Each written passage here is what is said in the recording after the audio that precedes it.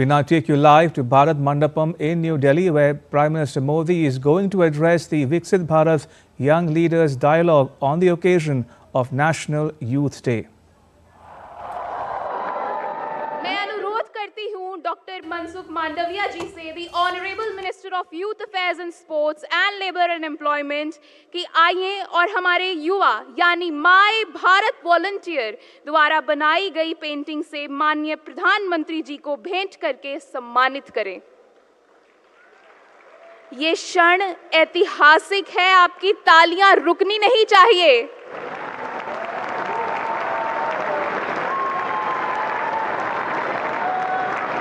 यह पेंटिंग हमारे युवा द्वारा इसी कार्यक्रम में, इसी ऐतिहासिक भारत मंडपम में बनाई गई है। हम माननीय प्रधानमंत्री जी को एक स्ट्रिंजा आर्ट पेंटिंग से भी भेंट करना चाहते हैं, जो कि बनाई गई है माय भारत वॉलंटियर के द्वारा। तालियों की गड़गड़ाहट से स्वागत करें। आपकी तालियां सभागार से पूरे भारत वर्ष तक गूंजनी चाहिए।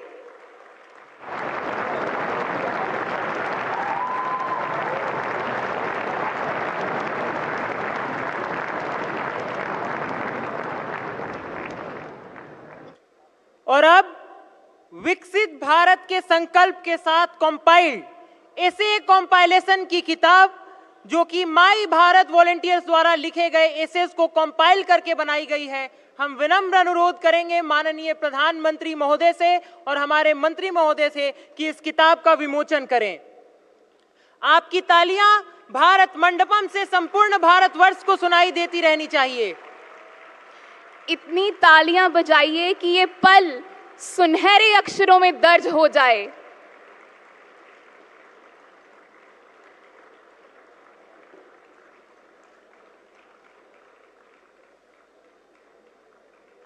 कहते हैं पसीनों की स्याही से जो लिखते हैं अपने इरादों को, उनके मुकद्दर के सफेद पन्ने कभी कोरे नहीं रहते।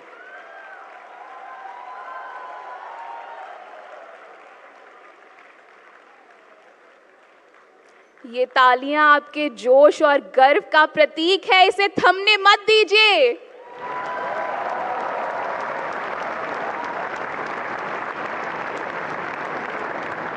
कहते हैं यह पूरा ब्रह्मांड एक बिग बैंग से शुरू हुआ था। सिर्फ एक कण था, एक छोटा सा कण, जिसने अपने सामर्थ्य से पूरे ब्रह्मांड का निर्माण किया। माननीय प्रधानमंत्री जी, आप हमारे लिए वह कण हैं जो शून्य से अनंत तक ले जाने की ताकत रखता है। आज आपकी वाणी केवल एक भाषण नहीं होगा, एक नया बिग बैंग होगा, एक नई ऊर्जा का विस्फोट होगा। हम आपसे सादर निवेदन करते हैं, इन युवाओं को संबोधित करें। तालियों की गड़गड़ाहट से स्वागत करें भारत के माननीय लोकप्रिय प्रधानमंत्री श्री नरेंद्र मोदी जी का।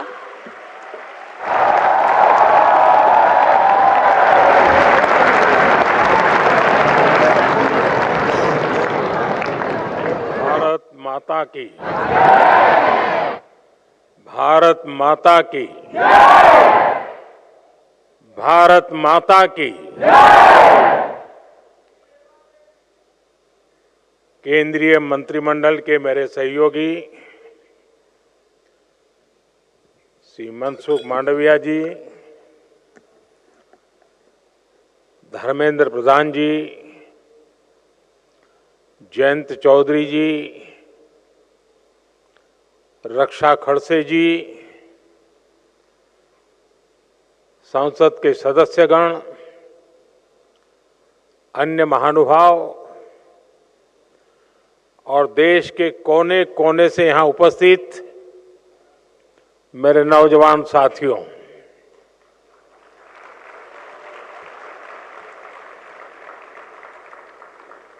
भारत की युवा शक्ति की ऊर्जा से आज ये भारत मंडपम भी ऊर्जा से भर गया है ऊर्जावान हो गया है।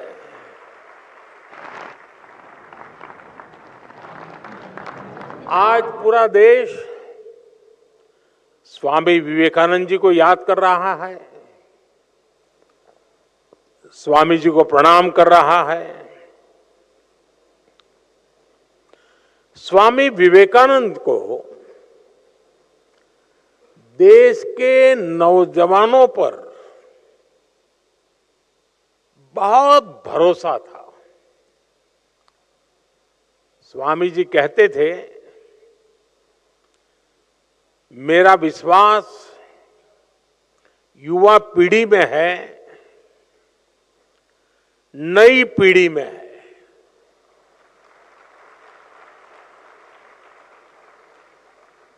स्वामी जी कहते थे, मेरे कार्यकर्ता नौजवान पीढ़ी से आएंगे, सिंहों की भांति वे हर समस्या का समाधान निकालेंगे। और जैसे विवेकानंद जी का आप पर भरोसा था, मेरा विवेकानंद जी पर भरोसा है।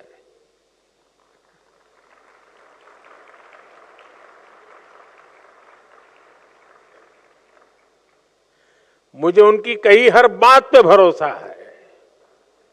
उन्होंने भारत के नौजवानों के लिए जो सोचा है, जो कहा है, मेरा उसमें अंधविश्वास है।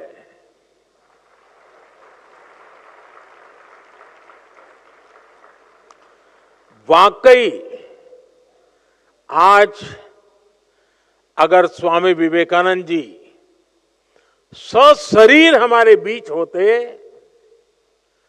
तो 21वीं सदी के युवा की इस जागृत शक्ति को देखकर, आपके सक्रिय प्रयासों को देखकर वो भारत में एक नया विश्वास भर देते, नई ऊर्जा भर देते और नए सपनों के बीज बो देते।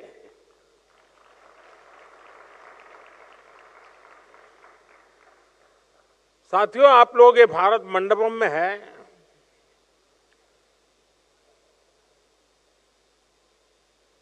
समय का चक्र देखिए। इसी भारत मंडपम में दुनिया के दिग्गज इकट्ठे हुए थे।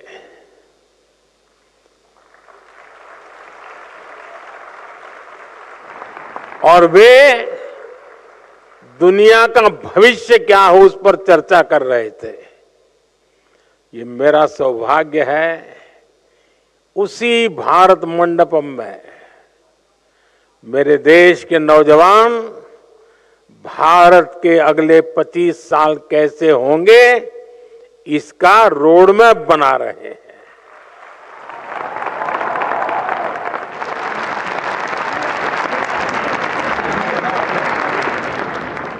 साथियों, कुछ महीने पहले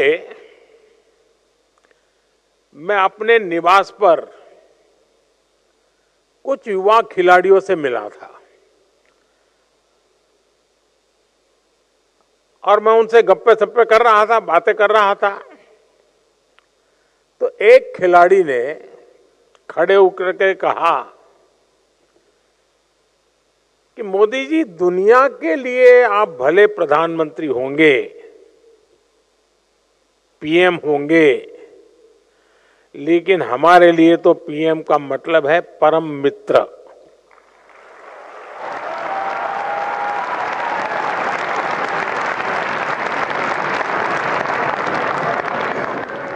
साथियों, मेरे लिए मेरे देश के नौजवानों के साथ मित्रता का वो ही नाता है, वो ही रिश्ता है।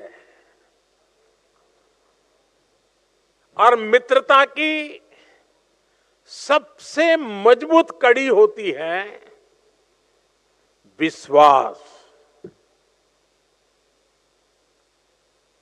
मुझे भी आप पर बहुत विश्वास है।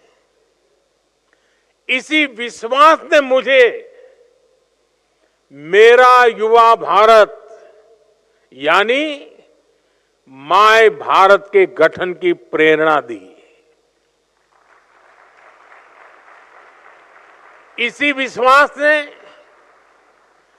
विकसित भारत यंग लीडर डायलॉग का आधार बनाया। मेरा यह विश्वास कहता है, भारत की युवा शक्ति का सामर्थ्य भारत को जल्द से जल्द विकसित राष्ट्र बनाएगा। साथियों, आंकड़ों का जो जोड़ भाग करते रहते हैं, उनको लगता होगा ये सब बहुत मुश्किल है, लेकिन मेरी आत्मा कहती है, आप सबके भरोसे से कहती है कि लक्ष्य बड़ा जरूर है, लेकिन असंभव नहीं है।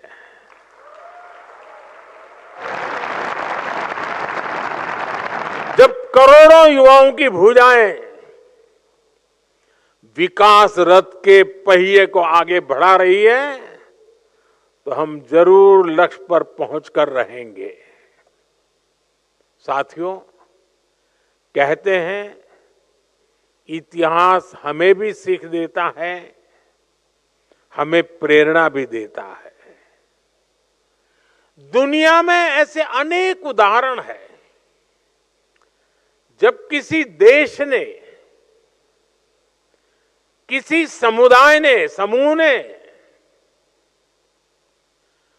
बड़े सपने, बड़े संकल्पों के साथ एक दिशा में चलना शुरू किया, मिलजुल करके चलना शुरू किया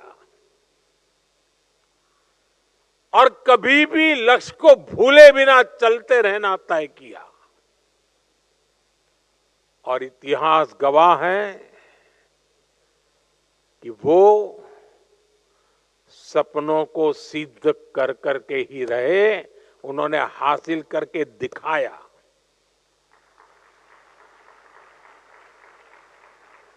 आप में से बहुत लोग जानते होंगे 1930 के दशक में, यानी करीब 100 साल पहले, अमेरिका भीषण आर्थिक संकट में फंस गया था।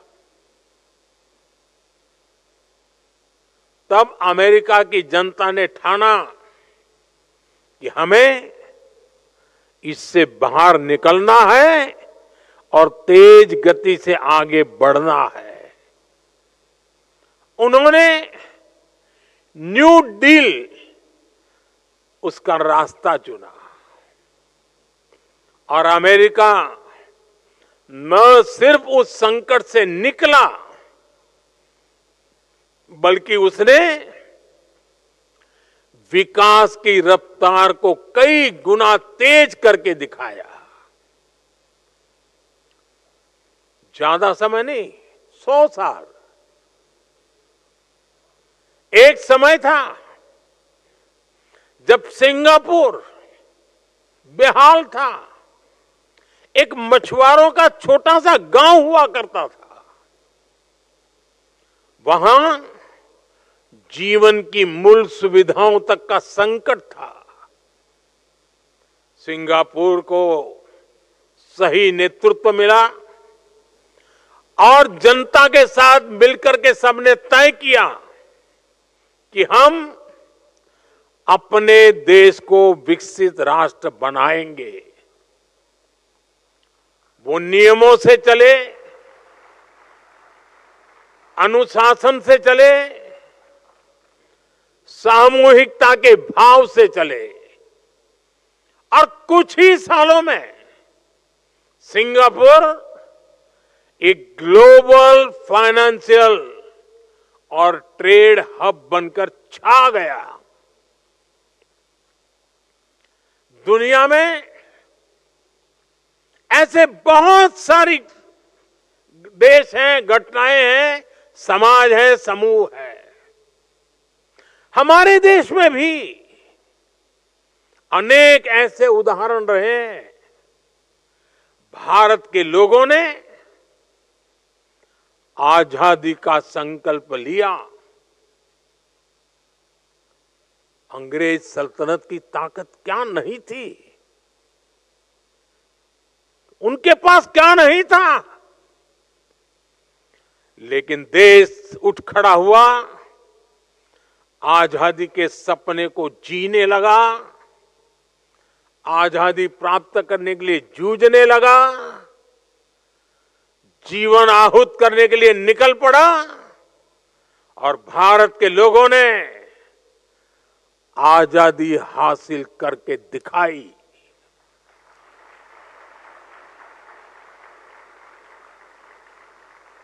आजादी के बाद देश में अनाज का संकट का समय था। देश के किसानों ने संकल्प लिया और भारत को खाद्यान्न के संकट से मुक्त करके दिखाया। जब आपका जन्म भी नहीं हुआ होगा तब PL 480 उस नाम से गेहूं आया करते थे और गेहूं पहुंचाना यही बड़ा काम हुआ करता था। हम उस संकट से निकल गए। बड़े सपने देखना, बड़े संकल्प लेना और उन्हें तय समय में पूरा करना असंभव नहीं है। किसी भी देश को आगे बढ़ने के लिए बड़े लक्ष्य तय करने ही होते हैं। जो ये सोच करके बैठे रहते हैं, अरे छोड़ो यार, होता रहता है, अरे चलो भाई ऐसे ही चलता रहेगा, अरे क्या जरूरत है यार, लोग कोई भूखे थोड़े मरते हैं, चलता है ना, चलने दो।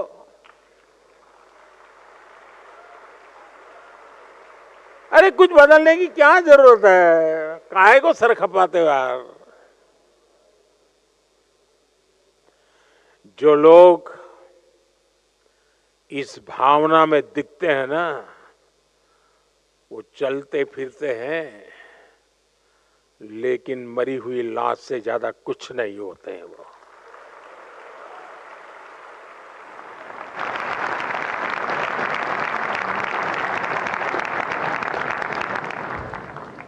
बिना लक्ष्य के जीवन नहीं हो सकता है।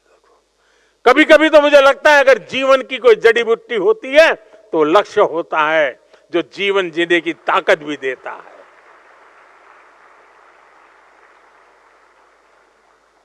जब सामने एक बड़ा लक्ष्य होता है तो हम पूरी ताकत उसको पाने के लिए लगा देते हैं। और आज का भारत यही कर रहा है।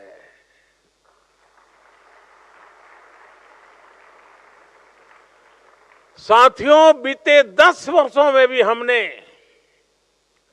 संकल्प से सिद्धि के कितने ही उदाहरण देखे हैं। हम भारतीयों ने तय किया कि हमें खुले में शौच से मुक्त होना है।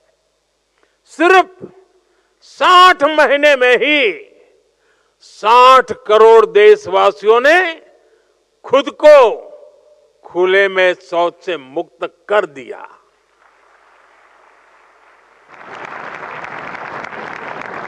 भारत ने हर परिवार को बैंक अकाउंट से जोड़ने का लक्ष्य रखा। आज भारत का करीब करीब हर परिवार बैंकिंग सेवा से जुड़ चुका है।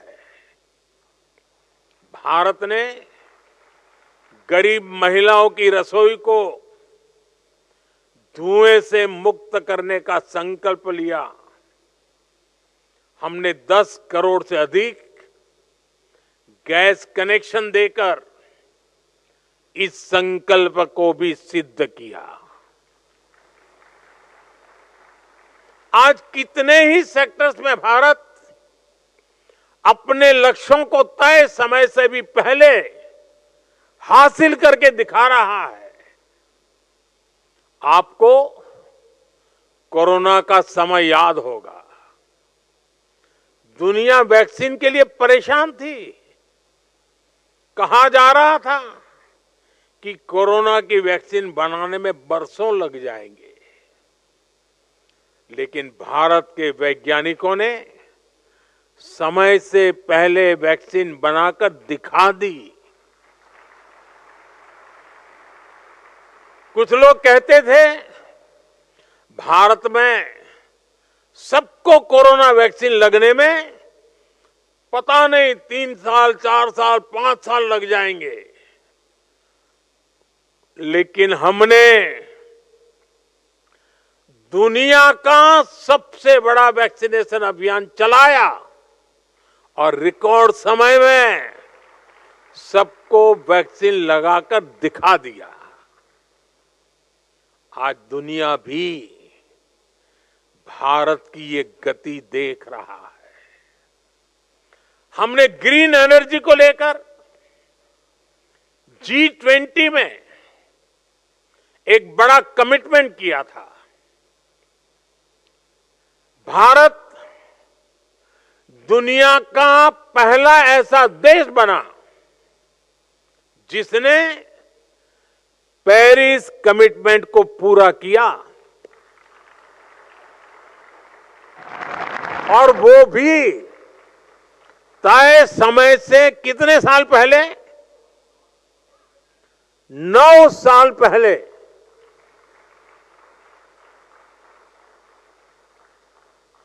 अब भारत ने 2030 तक पेट्रोल में 20% इथेनॉल ब्लेंडिंग का टारगेट रखा है। इस टारगेट को भी हम 2030 के पहले, शायद आने वाले बहुत कम समय में, उसको हासिल करने वाले हैं। भारत की ऐसी हर सफलता संकल्प से सिद्धि का ऐसा हर उदाहरण हम सबके लिए प्रेरणा है। ये सफलता हमें विकसित भारत के लक्ष्य के प्रति हमारी कमिटमेंट और लक्ष्य के प्रति हमारी करीब जाने की गति तेज कर देती है। साथियों, इस विकास यात्रा में हमें एक बात कभी नहीं भूलनी है। हमें याद रखना है, बड़े लक्ष्य रखना और उन्हें हासिल करना ये सिर्फ किसी एक सरकारी मशीनरी का काम नहीं है।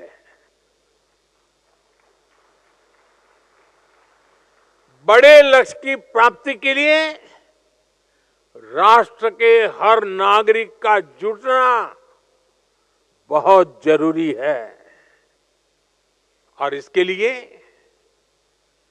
हमें मंथन करना होता है, दिशा तय करनी होती है। और जैसा आज सुबह जब मैं आपके प्रेजेंटेशन देख रहा था, तो बीच बीच में जब बातें करते हुए मैंने एक बार बताया था कि जितने लाखों लोग इस पूरी प्रक्रिया में जुड़े हैं, मतलब विकसित भारत की ओनरशिप ये मोदी की नहीं, आपकी भी बन गई है।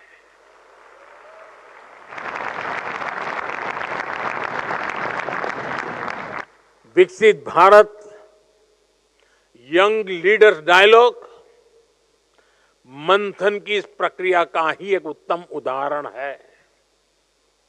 ये ऐसा प्रयास है जिसे आप नौजवानों ने नेतृत्व दिया है। जिन युवाओं ने क्विज कंपटीशन में हिस्सा लिया, जिन्होंने ऐसे कंपटीशन में हिस्सा लिया, जो अभी इस कार्यक्रम से जुड़े हैं, आप सभी ने एक ओनरशिप ली, विकसित भारत के लक्ष्य की ओनरशिप। इसकी झलक उस ऐसे बुक में भी दिखती है जिसे अभी यहां लॉन्च किया गया है। इसकी झलक अभी मैंने जो 10 प्रेजेंटेशन देखे उसमें भी नजर आती है। ये प्रेजेंटेशन वाकई अद्भुत है। मन गर्व से भर जाता है कि मेरा देश का नौजवान सोचने में कितना तेज गति से आगे जा रहा है। इससे पता चलता है कि देश के समक्ष मौजूद चुनौतियों को समझने का आपका दायरा कितना व्यापक है। आपके सॉल्यूशंस में ग्राउंड रियलिटी है, ग्राउंड एक्सपीरियंस है, आपकी हर बात में मिट्टी की महक है।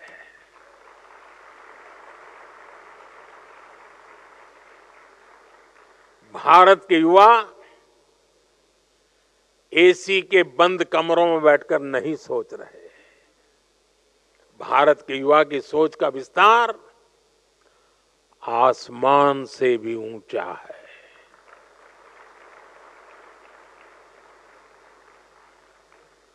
मैं कल रात को, आप में से कुछ लोगों ने जो मुझे वीडियो भेजे होंगे, ऐसे ही मैं देख रहा था। जिनके साथ आप सीधी चर्चा में शामिल हुए, उन अलग अलग एक्सपर्ट्स की आपके बारे में राय सुन रहा हूं। मंत्रियों से बातचीत में, पॉलिसी से जुड़े लोगों से बातचीत में, विकसित भारत के प्रति आपकी इच्छा शक्ति मैं उन चीजों में महसूस करता था। यंग लीडर डायलॉग की इस पूरी प्रक्रिया से मंथन के बाद जो सुझाव निकले, भारत के युवाओं के जो आइडियाज अब देश की नीतियों का हिस्सा बनेंगे, विकसित भारत को दिशा देंगे। मैं देश के युवाओं को इसके लिए बहुत बहुत बधाई देता हूं। साथियों, मैंने लाल किले से 1 लाख नए युवाओं को राजनीति में लाने की बात कही है। अपने सुझावों को लागू करने के लिए राजनीति भी बहुत शानदार माध्यम हो सकती है। मुझे विश्वास है आप में से ही अनेकों नौजवान राजनीति में भागीदारी के लिए भी आगे आएंगे।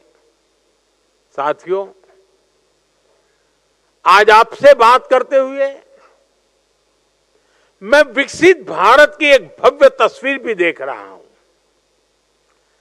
विकसित भारत में हम क्या देखना चाहते हैं, कैसा भारत देखना चाहते हैं। विकसित भारत यानी जो आर्थिक, सामरिक, सामाजिक और सांस्कृतिक रूप से सशक्त होगा, जहां इकोनॉमी भी बुलंद होगी और इकोलॉजी भी समृद्ध होगी, जहां अच्छी पढ़ाई, अच्छी कमाई के ज्यादा से ज्यादा अवसर होंगे, जहां दुनिया की सबसे बड़ी युवा स्किल्ड मैन पावर होगी, जहां युवाओं के पास अपने सपने पूरा करने के लिए खुला आसमान होगा। लेकिन साथियों, क्या हम सिर्फ बोलने से ही विकसित हो जाएंगे? क्या लगता है? वरना शुरू कर देंगे घर जाके माला, विकसित भारत, विकसित भारत, विकसित भारत है। जब हमारे हर फैसले की कसौटी एक ही होगी, हर फैसले की कसौटी क्या? विकसित भारत। जब हमारे हर कदम की दिशा एक ही होगी, क्या क्या? जब हमारी नीति की भावना एक ही होगी, क्या?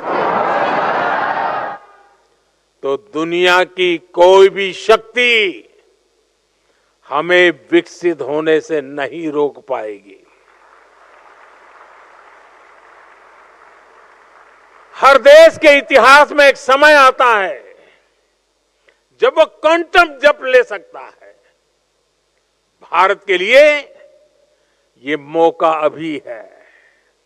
और मैंने बहुत पहले लाल किले से मेरे दिल की एक आवाज निकली थी और मैंने कहा था, यही समय है, सही समय है।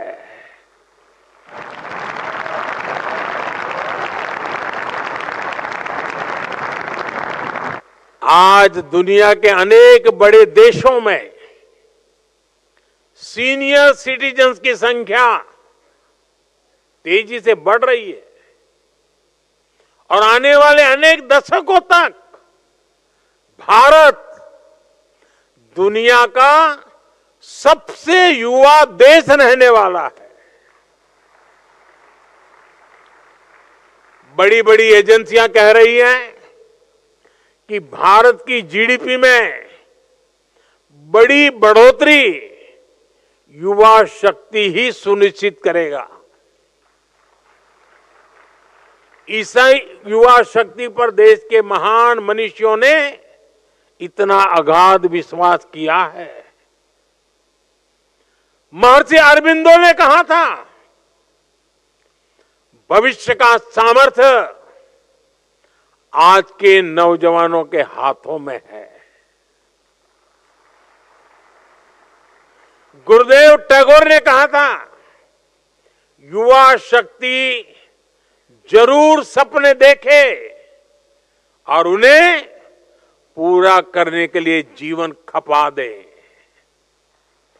होमी जहांगीर भाभा कहते थे, युवाओं को नए नए प्रयोग करने चाहिए क्योंकि युवा हाथों से ही इनोवेशन होता है। आज आप देखिए, दुनिया की कितनी ही बड़ी कंपनियां उसको भारत के युवा ही चला रहे हैं। भारतीय युवाओं के सामर्थ्य की पूरी दुनिया मुरीद है। हमारे सामने 25 साल का गोल्डन पीरियड है, अमृत काल है और मैं पूरी तरह से आत्मविश्वास से भरा हूं। भारत की युवा शक्ति विकसित भारत का सपना जरूर साकार करेगी। सिर्फ 10 साल में आप युवाओं ने भारत को स्टार्टअप की दुनिया में टॉप 3 देशों में ला करके खड़ा कर दिया। 20 से 10 साल में आप युवाओं ने भारत को मैन्युफैक्चरिंग में इतना आगे पहुंचा दिया। सिर्फ 10 साल में आप युवाओं ने डिजिटल इंडिया का परचम पूरी दुनिया में लहरा दिया। सिर्फ 10 साल में आप युवाओं ने भारत को स्पोर्ट्स की दुनिया में कहां से कहां पहुंचा दिया। मेरे भारत का युवा जब हर असंभव को संभव कर रहा है तो विकसित भारत भी जरूर संभव कर दिखाएगा। साथियों, हमारी सरकार भी आज के युवाओं का सामर्थ्य बढ़ाने के लिए पूरी शक्ति से जुटी है। आज भारत में हर सप्ताह एक नई यूनिवर्सिटी बन रही है।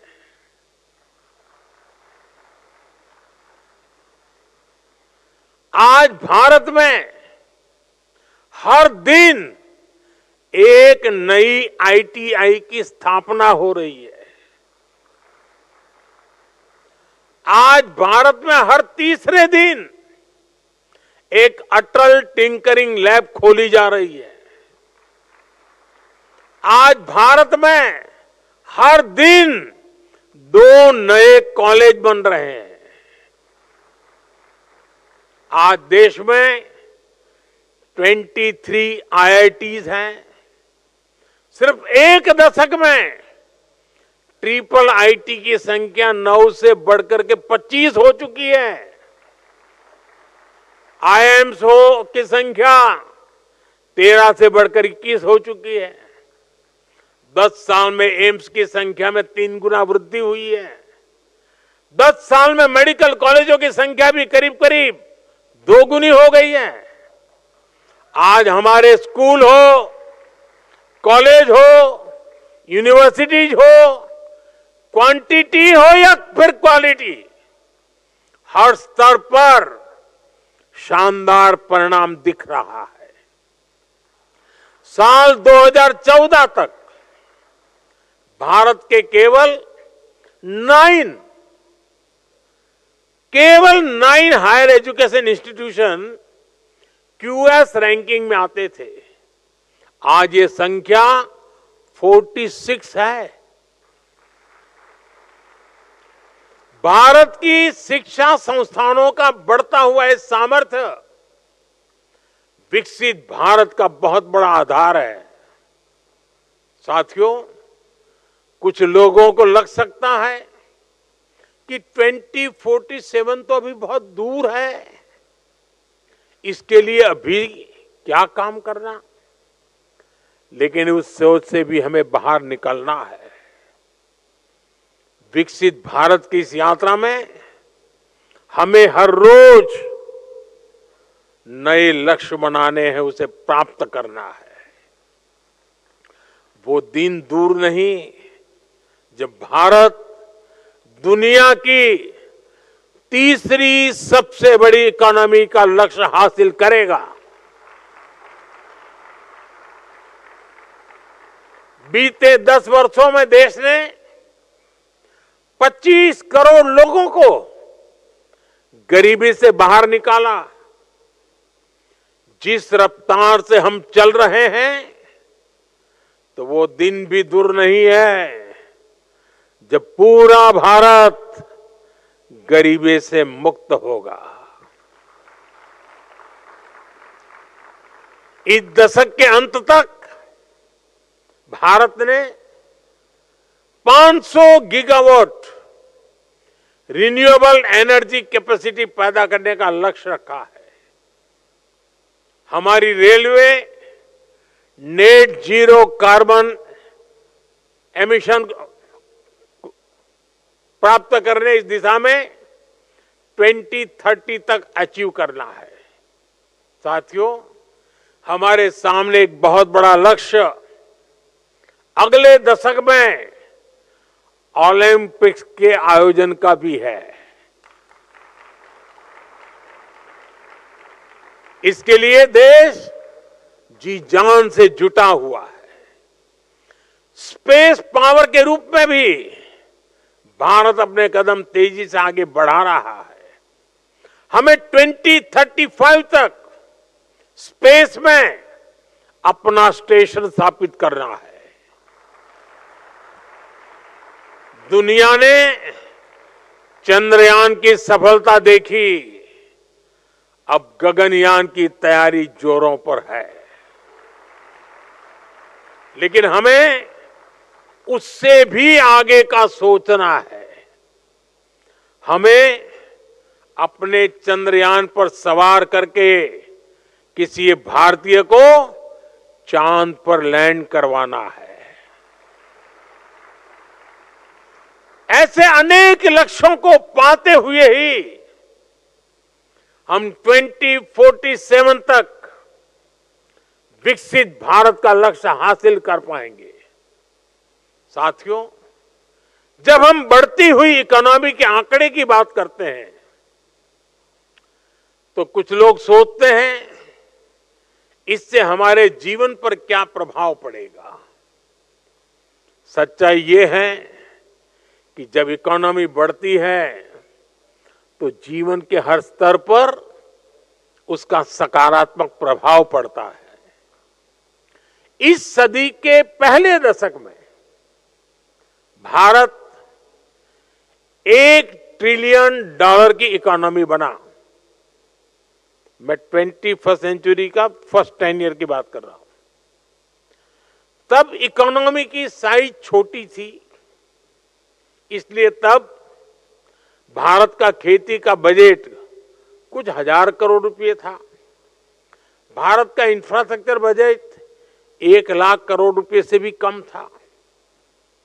और उस समय देश की क्या स्थिति थी? उस समय ज्यादातर गांव सड़कों से वंचित थे, बिजली से वंचित थे, नेशनल हाईवे और रेलवे की स्थिति बहुत खराब थी। बिजली, पानी जैसी बुनियादी सुविधाओं से भारत का बहुत बड़ा हिस्सा वंचित था। साथियों, इसके कुछ समय बाद भारत $2 ट्रिलियन की इकोनॉमी बना। तब भारत का इंफ्रास्ट्रक्चर बजट 2 लाख करोड़ रुपए से भी कम था, लेकिन रोड, रेल, एयरपोर्ट, नहरें, गरीबों के घर, स्कूल, अस्पताल, ये सब पहले के मुकाबले कुछ ज्यादा होने लगे। फिर इसके बाद भारत तेजी से $3 ट्रिलियन का इकोनॉमी बना। नतीजा ये हुआ कि एयरपोर्ट की संख्या 2 गुनी हो गई। देश में वंदे भारत जैसे आधुनिक ट्रेनें चलने लगी। बुलेट ट्रेन का सपना जमीन पर उतरने लगा। भारत ने दुनिया में सबसे तेज गति से 5G का रोल आउट किया। देश की हजारों ग्राम पंचायतों तक ब्रॉडबैंड इंटरनेट पहुंचने लगा। 3 लाख से अधिक गांवों तक सड़कें पहुंच गई। नौजवानों को 23 लाख करोड़ रुपए का बिना गारंटी वाला मुद्रा लोन दिया। मुफ्त इलाज देने की दुनिया की सबसे बड़ी योजना आयुष्मान भारत शुरू की गई। किसानों के बैंक खाते में हर वर्ष हजारों करोड़ रुपए सीधे जमा करने की योजना शुरू हुई। गरीबों के लिए 4 करोड़ पक्के घर बनाए गए। यानी अर्थव्यवस्था जितनी बड़ी होती गई, उतना ही ज्यादा विकास के कार्यों ने गति पकड़ी, उतने ही ज्यादा अवसर बनने लगे। हर सेक्टर में समाज के हर वर्ग उसके लिए खर्च करने की देश की क्षमता उतनी ही बढ़ी। साथियों, आज भारत करीब करीब $4 ट्रिलियन इकोनॉमी है। इससे भारत का सामर्थ्य भी कई गुना बढ़ गया है। 2014 में जितना इंफ्रास्ट्रक्चर का पूरा बजट था, जितने पैसे में रेल, रोड, एयरपोर्ट सब बनाए जाते थे, उससे कहीं अधिक पैसे आज भारत सिर्फ रेलवे पे खर्च कर रही है। आज भारत का इंफ्रास्ट्रक्चर बजट 10 साल पहले की तुलना में करीब 6 गुना अधिक है। 11 लाख करोड़ से ज्यादा है। और इसका परिणाम आज आप भारत के बदलते हुए लैंडस्केप में देख रहे हैं। ये भारत मंडपम भी इसका एक खूबसूरत उदाहरण है। आप में से कोई लोग पहले अगर यहाँ प्रगति मैदान में आए हो तो मेले लगते थे बीच में, और देश भर के लोग यहाँ आते थे। टेंट बना करके काम चलता था। आज ये सब संभव हुआ।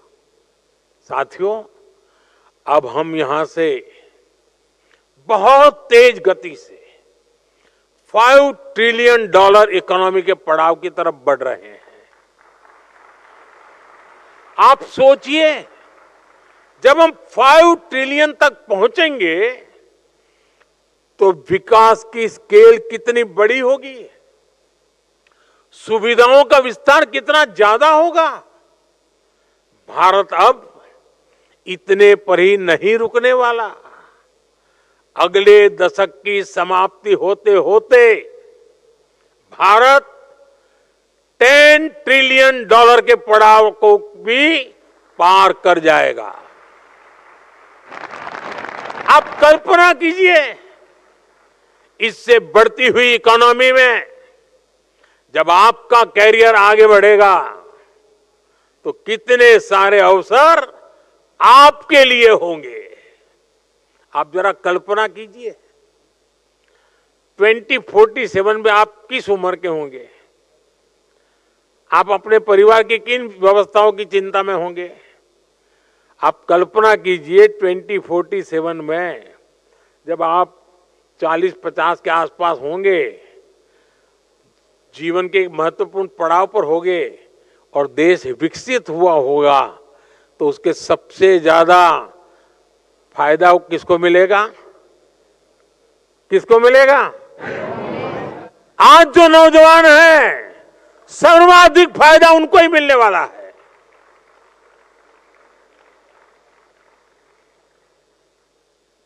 और इसलिए मैं आज आपको पूरे विश्वास से कह रहा हूं, आपकी पीढ़ी न सिर्फ देश के इतिहास का सबसे बड़ा परिवर्तन करेगी, बल्कि उस परिवर्तन की सबसे बड़ी लाभार्थी भी होगी।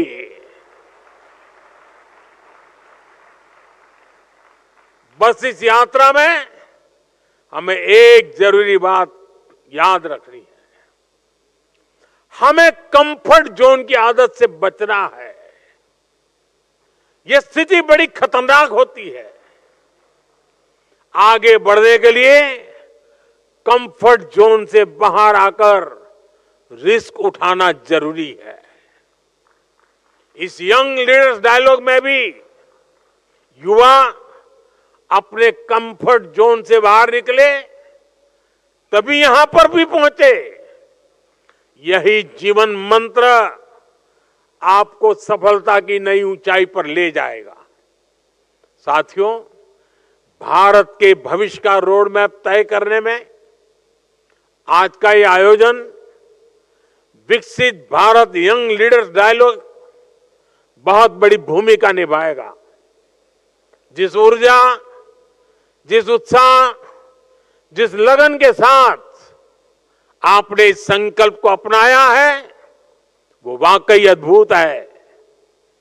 विकसित भारत के लिए आपके विचार निश्चित रूप से बहुमूल्य है, उत्तम है, सर्वश्रेष्ठ है। अब आपको इन विचारों को देश के कोने कोने तक लेकर के जाना है। देश के हर जिले में, हर गांव, गली, मोहल्ले में विकसित भारत के इन विचारों से दूसरे नौजवानों को भी जोड़ना है। इस पीरियड को लेकर जाना है। हम 2047 तक भारत को विकसित राष्ट्र बनाकर रहेंगे। इसी संकल्प के साथ हमें जीना है, हमें खुद को खपा देना है। साथियों, एक बार फिर भारत के सभी युवाओं को राष्ट्रीय युवा दिवस की मैं बहुत बहुत शुभकामनाएं देता हूं। और इस संकल्प को सिद्धि में बदलने के लिए आप सबके अविरत पुरुषार्थ के लिए सिद्धि प्राप्त करने तक चैन से नहीं बैठेंगे। इस महत्वपूर्ण शपथ को लेकर के आप आगे बढ़े।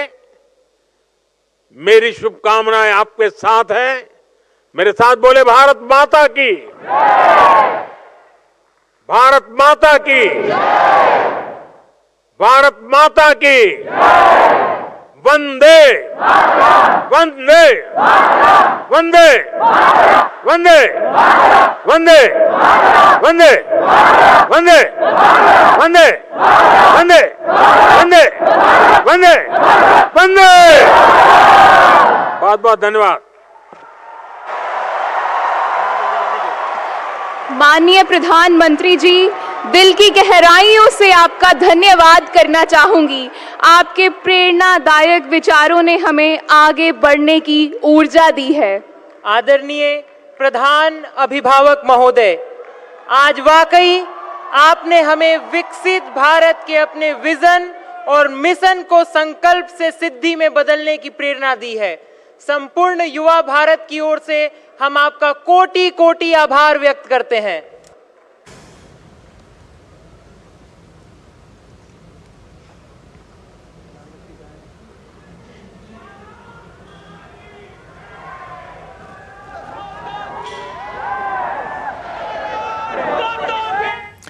Right, so you were listening to India's Prime Minister Narendra Modi's address to a Young Leaders Dialogue held in New Delhi.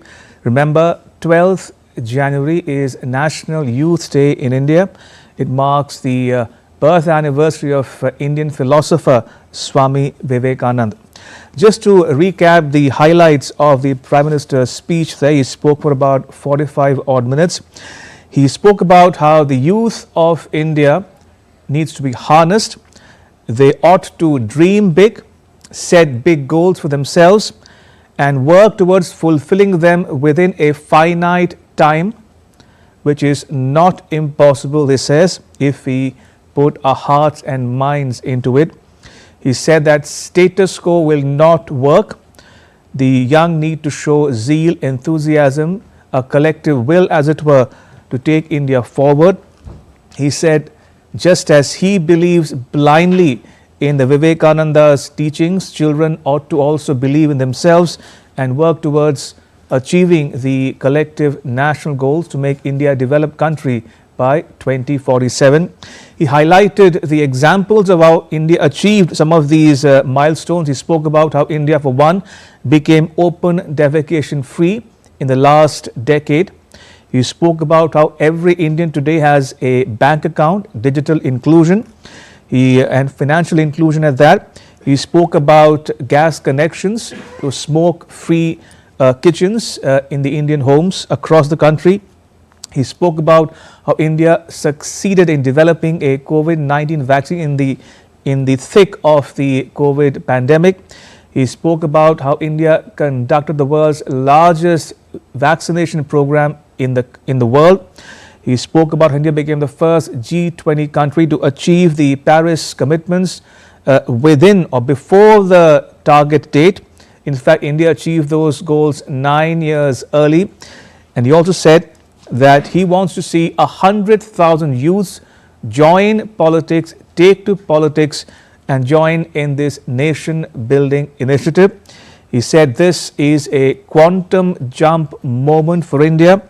Now is the time, and now is the right time to pursue those goals. He said India has the advantage of having a young population, unlike the other countries around the world whose population is aging.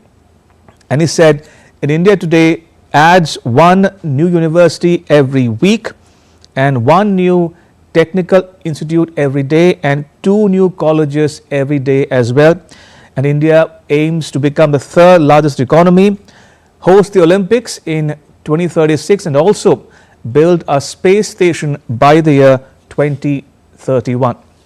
So in the end, he said that people, the young, need to get out of their comfort zone and learn to take risks and take a collective pledge, as he said, to make India a developed country by 2047.